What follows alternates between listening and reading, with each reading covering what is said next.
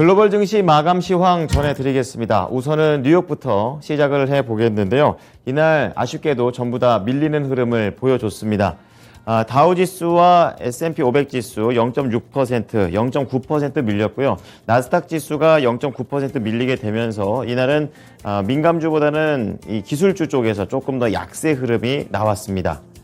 시장의 키워드 첫 번째는 이제 실적 앞두고 있기 때문에 실적으로 잡았고요. 두 번째는 금리를 좀 얘기를 할까 합니다.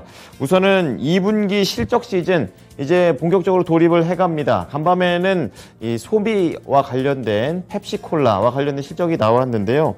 2분기 호실적이 나왔습니다. 거기에다가 사측에서는 앞으로에 대한 전망치까지 긍정적으로 얘기를 하게 됐습니다. 워낙에 시장의 눈높이가 조금은 낮아져 있는 그런 상황이기 때문에 시장에서는 좀 좋게 봤고요. 비용 상승이 이렇게 나왔음에도 불구하고 펩시콜라의 이런 순이익 자체가 올라갔다라는 점을 긍정적으로 보고 있습니다.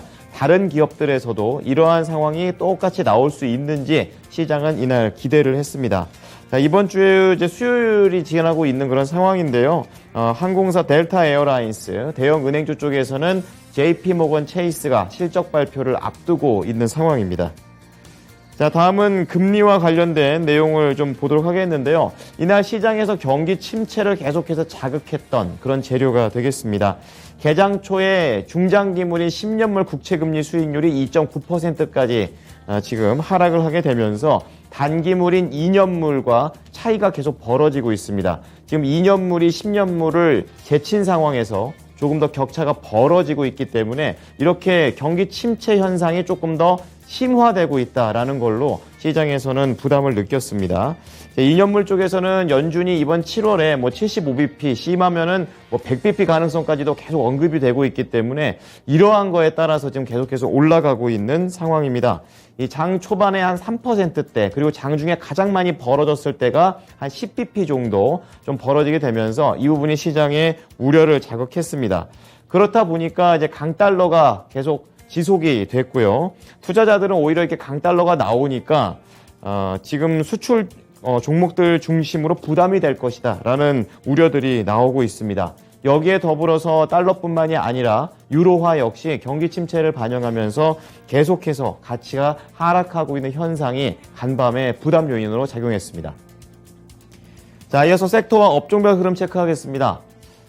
전 섹터가 하락을 했습니다.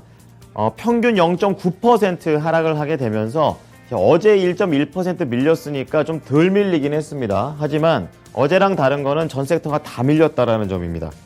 가장 많이 밀린 게 에너지입니다. 2% 밀리면서 이제 유가가 급락을 했는데요.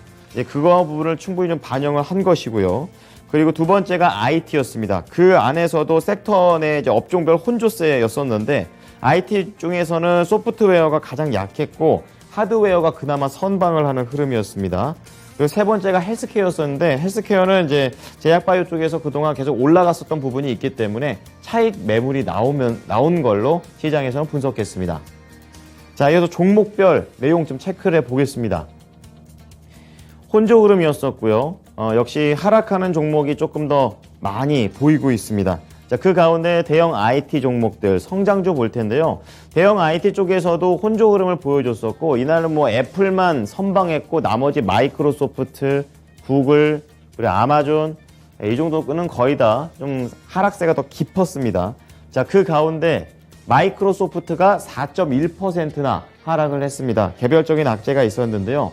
증권사 영향을 받습니다. 모건 스탠리 쪽에서 기업들이 이제 글로벌 경기 시황이 안 좋아지니까 IT 예산을 줄일 것이다 라는 그런 내용이 나오면서 마이크로소프트는 그나마 견조하겠지만 그래도 전체적으로 하락세를 피할 수 없다라는 측면에서 투자 의견을 하향 조정을 했습니다. 목표 주가도 낮추게 되면서 이렇게 다른 종목들에 비해서 깊게 하락을 한 것이고요. 반대로 선방을 했던 시가총액 1위 애플입니다. 0.6% 오르면서 거래를 마쳤는데요. 자, 아마존 프라임데이가 진행이 됐습니다. 그 가운데 대표적인 이제 할인 행사가 되겠는데요. 애플 제품의 매출이 이런 할인 정책에 힘입어서 굉장히 크게 늘었다라는 점을 좋게 봤습니다. 그러면서 0.6% 올랐고 관련주인 애플 종목들, 퀄컴이라든지 그리고 스카이웍스, 그리고 쿼보 이렇게 다 1%대의 동반 상승세가 나와줬습니다. 이렇게 아마존 프라임데이와 관련해서 애플은 수혜를 받았는데요. 반면에 아마존은 정작 이러한 프라임데이를 열면서 오히려 프라임데이 전체 매출이 떨어질 수 있다는 걸 반영했습니다. 2.2% 하락한 부분으로 결과를 냈습니다. 자, 이 IT 종목들 가운데 유독 빨간불을 켰던 게 IT 소프트웨어 쪽이 되겠습니다. 이 부분이 되겠는데요. 오른 종목 없이 거의 다 하락을 했습니다. 예산 감축에 대한 그런 우려가 좀 반영이 됐고, 앞서 말씀드렸던 강달러 때문에 오히려 지금 수출과 관련된 역풍을 맞을 수 있다라는 내용 속에서 이날 하락을 했습니다. 가장 큰 종목이 세일즈포스닷컴인데요. 이 4.6% 하락했고요. 인투이티도 그 비슷하게 하락. 그리고 서비스 나우 같은 경우에는 12%로 중소형 쪽에서 여기가 가장 깊게 하락을 했습니다. 지금 서비스 나우의 CEO가 이런 이 수출 역풍과 관련해서 실적이 좀 줄어들 수 있다라고 이렇게 얘기를 해버리는 바람에 이 종목이 더 많이 밀렸습니다. 자, 성장주 쪽에서는 테슬라 계속해서 약세 흐름을 이어가는 가운데 밑에 단에 있는 제네럴 모터스, 포드가 긍정적이었습니다. 둘 다 2% 이상 올라갔었는데요. 최근에 워낙에 밀리다 보니까 기업 가치 대비해서 좀 싸다라는 그런 분석들이 나오고 있습니다. 여기에 더해서 반갑게도 이 자동차 반도체 칩 공급 자체가 조금씩 풀려나가고 있다는 분석도 나오게 되면서 이날 테슬라는 개별 악재 때문에 좀 밀렸지만 GM과 포드, 다른 자동차 업체들은 이날 좋았습니다. 자, 다음은 반도체 체크해 보겠습니다. 필라델피아 반도체 지수가 0.1% 상승했습니다. 어제 크게 밀렸다가 하락폭을 다 줄이고 상승으로 전환이 된 그런 상황입니다. 그 가운데 마이크론 테크놀로지, 국내하고 가장 연관성이 높은 종목인데요. 2.3% 오르면서 다른 종목들에 비해서 상당히 강하게 올라갔습니다. 지금 일본 히로시마에 있는 D램 공장이 정전 때문에 공장 가동에 영향을 받을 수 있다. 악영향을 받을 수 있고, 그것 때문에 반사 수익을 얻을 수 있다는 측면에서 이날 2% 이상 홀로 올라갔습니다. 자, 그 다음에 금융주 체크해 보겠는데요. 오늘 펩시콜라가 실적을 발표를 한 걸 필두로 계속해서 이번 주에 JP모건 체이스까지 해서 은행주들이 실적 발표를 앞두고 있습니다. 자, 그 가운데 시티그룹 쪽에서 이번 실적이 좀 잘 나올 수 있다라는 부분으로 투자 의견을 상향 조정하면서 JP모건 체이스가 장중에 조금 강한 흐름을 보여줬습니다. 하지만 이 장단기 금리 역전 현상이 계속 지속되고 심화되는 부분이 반영되게 되면서 침체 우려로 이러한 상승폭을 거의 다 내놓으면서 거래 마쳤습니다. 자, 그리고 어제 굉장히 부진했던 게 이쪽에 있는 놀자주들이 되겠는데요. 지금 코로나 재확산에 대한 그런 우려 때문에 크게 한번 밀렸고, 국내에서도 이러한 부분들이 좀 반영이 됐습니다. 이제 그 가운데 반발 매수세가 유입되면서 좀 강하게 반등을 주고 있습니다. 대표적으로 이 크루즈와 관련된 카니발 코퍼레이션이 7.5%로 강했었고요. 지금 기업 가치 대비 역시 저렴하다라는 그런 분석입니다. 그리고 같은 놀자주로 엮일 수 있는 게 이 밑에 단에 있는 항공주가 되겠습니다. 시장의 전망치가 좀 더 높아질 수 있고 실적 시즌 때 잘 나올 수 있다. 그러니까 전반적인 항공주들의 실적이 긍정적이다라는 그런 관점 속에서 전체적으로 다 올라갔습니다. 델타 에어라인스가 6%, 사우스웨스트 에어라인이 4.6% 강하게 상승했습니다. 자, 특징적으로 그중에 항공주 중에 대표 종목이죠. 보잉이 되겠는데요. 인도 물량이 늘어났다라는 소식 속에서 이날 강하게 올라갔습니다. 이 큰 종목이 7.9% 올라갔었고, 장중에 더 강하게 치고 올라갔다가 시장 분위기가 안 좋으니까 상승폭을 반납하고 양봉으로 거래를 마치는 흐름입니다. 오랜만에 강한 상승세를 보여줬었고요. 자, 6월 항공기 인도 대수가 51대다라고 이렇게 발표를 했습니다. 한 달 사이에 이렇게 50대 이상 인도를 했다라는 내용이 지난 2019년 이후 오랜만에 나온 소식입니다. 이런 긍정적인 소식에 반응을 했었고요. 지금 반발 매수세도 더 들어왔다라는 내용입니다. 올해 초 대비해서는 지금 한 30%가량 하락을 했는데요. 어제 이런 부분을 일부 만회하면서 147달러의 거래를 마쳤습니다. 자, 두 번째는 카누라는 좀 생소한 종목 보겠습니다. 전기차, 그 중에서도 이런 상업용 전기차를 만드는 회사라고 보시면 되겠는데요. 이날 54%나 강하게 상승을 하면서 점프를 하는 그런 모습이었습니다. 월마트 쪽하고 그러니까 자동차 밴 계약을 맺었습니다. 온라인 주문과 관련된 배송용으로 지금 4,500대 공급 계약을 했었고, 이 시장에서 좀 긍정적으로 본 게 4,500대 계약서 안에다가 추가로 최대 10,000대까지 공급을 할 수 있다는 옵션이 포함되어 있기 때문에 이제 이 기대감이 그대로 반영이 됐습니다. 2040년까지 탄소 배출을 지금 정책적으로 제로를 만들겠다라는 그런 단계의 일환으로 이런 계약이 이루어졌고요. 이날 54% 급등하면서 3달러 중반까지 상승하면서 거래를 마쳤습니다. 자, 유럽 보겠습니다. 뉴욕과는 다르게 유럽 증시는 약간은 상승을 했습니다. 하지만 이게 뭐 호재 때문에 간 건 아니고 시장에서는 기술적인 반등이다 이렇게 얘기를 하고 있고요. 아직 이 러시아 쪽에서 천연가스를 무기화할 수 있는 가능성이 크기 때문에 시장에서는 추가 상승이 나오진 않았고, 또 중국의 이 오미크론 하위 변이와 관련된 부분도 재봉쇄의 영향을 계속 우려를 키우고 있기 때문에 이날 독일과 프랑스, 영국 많이 오른 게 한 0.8% 되고요. 영국 같은 경우에는 강보합권의 흐름을 보이게 되면서 장중 내내 그렇게 강력한 모습을 보여주지는 못했습니다. 자, 마지막으로 상품 시장 보겠습니다. 유가가 급락했습니다. 8%나 하락했고요. 95달러, 최근에 본 것 중에 가장 낮은 그런 수치가 되겠습니다. 3개월 만에 최저치고요. 이날 WTI뿐만이 아니라 브렌트유도 최저치를 기록을 했습니다. 이 오펙에서 이제 원유 시장 보고서를 발간했는데 내년에 원유 수요가 하루 340만 배럴에서 270만 배럴까지 줄 수 있다. 그만큼 이 경기 침체에 대한 우려가 좀 나올 수 있다라는 속에서 이날 급락했습니다. 자, 이렇게 유가가 급락하다 보니까 구리 가격도 같이 크게 밀렸고요. 금값은 최근에 강달러가 계속 지속되고 있죠. 이런 것 때문에 안전자산 선호 현상이 있지만 이 부분을 다 덮어버립니다. 1,724달러까지 떨어졌고요.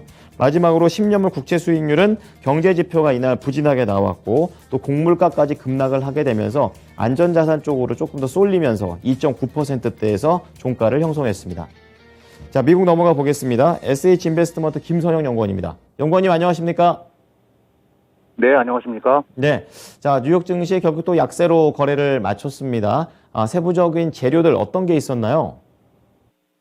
예, 오늘 뉴욕 증시는 내일 개장 전 발표되는 6월 소비자 물가지수 CPI 결과를 기다리는 투자자들의 경계 심리가 짙어지면서 3대 지수가 모두 0.6에서 0.9%대의 하락세를 보이며 연이틀 약세를 지속했습니다. 중국의 코로나 재확산에 따른 봉쇄 우려로 글로벌 경제 위축 우려가 높아지면서 국제 원유를 비롯한 상품 가격이 일제히 약세를 보이면서 관련주들의 약세가 두드러졌고, 내일부터 본격적으로 시작되는 2, 4분기 실적 발표 시즌을 앞둔 경계 심리로 인해 위험자산 회피 현상이 높아진 하루였습니다. 한편 2, 4분기 어닝 시즌을 개시한 음료와 스낵 업체인 펩시코가 예상을 상회한 실적을 발표했는데요. 펩시의 2, 4분기 EPS는 1달러 86센트를 기록해 예상치였던 1달러 74센트를 상회했으며, 매출 역시 전년 동기 대비 5.2%가 늘어난 202억 3천만 달러를 기록하면서 시장 예상치였던 195억 달러로 웃돈 가운데, 회사 측은 2분기 동안 판매 가격이 상승했음에도 불구하고 소비자들이 더 많은 스낵과 음료를 소비한 데 따라 기대 이상의 매출을 거뒀다고 설명하고 있습니다. 한편 석유 수출국 기구 오페크가 내년도 전 세계 원유 수요가 하루 270만 배럴 증가하는 데 그쳐 올해보다 현저하게 둔화될 것으로 예상했다는 뉴스가 오늘 국제유가의 급락세를 가져왔는데요. 오페크는 올해 원유 수요는 하루 340만 배럴 증가한 1억 30만 배럴로 예상해 기존의 전망치를 유지했고, 반면 내년 수요는 하루 270만 배럴이 증가한 평균 1억 300만 배럴로 예상을 하고 있는데요. 미국과 캐나다, 브라질, 중국, 카자흐스탄의 공급은 증가할 것으로 예상했지만 러시아, 인도네시아, 그리고 태국 등의 공급은 줄어들 것이라면서 올해 비오페크 산유국들의 원유 공급량 추정치는 6월에 예상한 수준과 거의 같은 하루에 210만 배럴이 늘어난 평균 6,570만 배럴로 예측했고, 내년에는 하루에 170만 배럴이 늘어난 평균 6,740만 배럴로 예상하고 있습니다. 한편 보고서에 따르면 오페크 산유국 중 오페크 플러스 협의체에 포함된 10개 산유국의 6월 생산량은 하루 2,481만 배럴로 집계돼 당초 오페크 플러스가 합의한 생산 쿼터인 하루 2,587만 배럴에 미치지 못할 것으로 예상하고 있는데요. 이들 산유국들로 이루어진 오페크 플러스는 7월과 8월에 원유 생산량을 하루에 64만 8천만 배럴 증산하기로 했지만 많은 전문가들은 여러 국가가 생산 쿼터를 채우지 못하고 있어서 추가 증산이 쉽지 않을 것이라고 우려해 왔었습니다. 미국 중소기업들의 6월 경기 신뢰도가 10년 만에 최저 수준을 기록했다는 뉴스 역시 오늘 시장에는 부정적으로 반영됐습니다. 전미 자영업자 연맹인 NFIB에 따르면 6월 중소기업 신뢰지수는 6월 들어 전달에 93.1보다 하락한 89.5로 나타났고, 이것은 2013년 1월 이후 가장 낮은 수준으로 시장 예상치였던 92.8에 크게 미치지 못한 수준이었습니다. 이 같은 수치는 2020년 4월 코비드 발생 직후보다 낮아진 것으로 현재 경제 상황을 더 비관적으로 본다는 것으로 해석이 되고 있는데요. 세부 항목 중 향후 6개월간 더 나은 사업 여건을 기대하는지에 대한 응답률이 전달보다 7포인트가 감소한 마이너스 61을 기록하는 데 그쳐 이 설문조사가 시작된 후 48년간 가장 낮은 수준을 보이기도 하는 가운데, 협회 측은 더 나은 사업 여건에 대한 기대를 보여주는 이 수치는 늘 경기 침체보다 앞서갔다면서 향후 6개월에 대한 기대치가 마이너스 61인 것은 경제에 나쁜 시기가 오고 있음을 강력히 시사한다고 밝혔는데요. 이 지수는 민간 부분 일자리의 약 50%를 차지하는 미국 내 소규모 기업의 경기 동향 보고서로 미국 내 수요와 고용 및 임금 추세를 추정하는 중요한 참고 지표로 활용되고 있습니다. 네, 침체에 대한 우려가 커지게 되면서 미국 역시 전반적으로 심리 자체가 많이 억눌려 있는 부분을 알 수가 있습니다. 자, 그럼 이어서 종목으로 넘어가 볼 텐데요. 이제 2분기 실적 시즌 펩시코 얘기를 해주셨지만 이제 본격적으로 진행이 되고 있습니다. 이제 그런 가운데 갭과 관련해서 지금 수장이 바뀔 수도 있다라는 내용이 있다고 하는데요. 원인은 어디에 있습니까? 예, 그렇습니다. 실적 부진 책임을 지고 회사 CEO가 사임한다는 뉴스로 인해 미국 최대 어페럴 업체 갭의 주가가 오늘 4.97% 하락해 $8 32센트 거래를 마쳤습니다. 갭은 소니아 싱갈 CEO가 회사를 떠나면서 회사 이사회 의장인 밥 마틴이 임시 CEO를 맡는다고 발표했는데요. 싱갈 CEO는 지난 2020년에 취임했으며 팬데믹 동안 양호한 실적으로 지난해 5월까지는 주가가 $35 선에서 거래됐지만 이후 급락세로 반전되며 올 들어 시가총액의 절반을 잃었으며 최근 1년 기준으로는 무려 70% 이상이 폭락한 상황입니다. 이 같은 갈등은 갭의 매출의 절반 이상을 차지하는 올드 네이비 브랜드의 실적 부진이 진행되는 가운데 나왔는데요. 증권사 웰스파고는 이 같은 갑작스런 경영진 변화 등에 따른 불확실성을 이유로 갭에 대한 투자 의견을 기존의 매수에서 동일 비중, 즉 중립으로 하향 제시한 바 있습니다. 마지막으로 내일은 연방노동부의 6월 소비자 물가지수가 발표되며 시장의 예상은 전달 대비 0.6%, 전년 동기 대비로는 8.8%의 상승이며, 이어 전미 모기지 은행협회의 주간 모기지 신청 건수, 연방준비제도의 지역 경기 보고서인 6월의 베이지북이 이어지고 델타 에어라인스, 패스터널 컴퍼니, 내셔널 뱅크 쉐어스, 웨스턴 얼라이언스 뱅크 코프, 그리고 오션 파워 테크놀로지가 분기 실적을 발표할 예정입니다. 네, 지금까지 SH인베스트먼트 김선영 연구원이었습니다. 잘 들었습니다. 예, 감사합니다.